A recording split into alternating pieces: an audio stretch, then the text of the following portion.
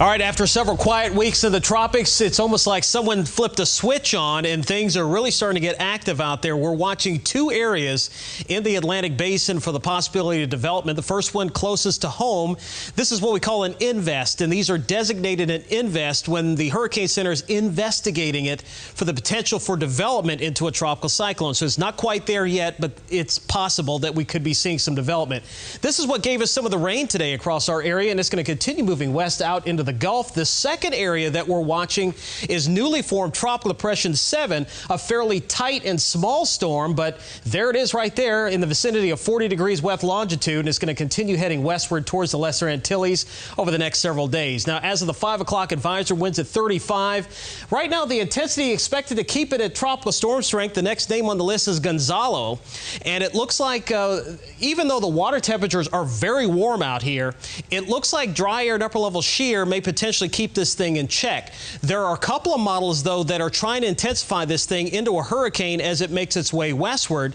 So that's something we're going to be watching very carefully. We really are it's uncertain now exactly how this thing is going to evolve and how it will handle that dry air and shear. These very small storms like this can change in intensity very quickly and very quickly in a drop of a hat. So it's something that's very difficult to forecast as far as the intensity is concerned, but you can see that the general movement is expected off towards the north and west. When you look at these spaghetti plots, you look for the lines to be as tightly packed as you possibly can. That means the models are in agreement, but there is a large spread, though, once you get out to about 5 to 7 days. Now, the water temperatures out here, again, are running well over 80 degrees, so it's got plenty of oceanic heat content to feed off of to intensify. But you need more than warm water to get these storms going, and the upper level shear and dry air is something that we're going to be watching to see how it impacts the storm as it moves deeper into the Caribbean here over the next few days. We'll keep you updated on it, but right now, nothing to worry about. The next system, again, Invest 91, is going to be heading westward, 40% chance of development over the next 5 days as it heads towards the state of Texas. That one very well may develop here by the end of the week. Back at home, we are tracking showers moving across our area. Some of this is moisture associated with Invest 91.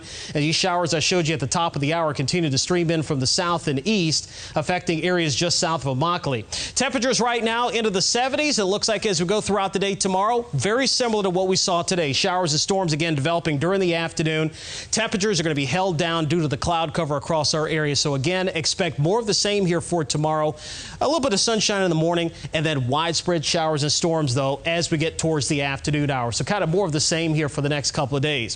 Here's a look at your 7-day forecast, and you can see those showers and storms continue into Thursday. We're still going to have moisture streaming into the area as a result of what eventually could be our next tropical system out in the Gulf. And then by Friday into the weekend, we get back to more scattered chances and perhaps more isolated storms with hotter temperatures as we get towards early portions of next week.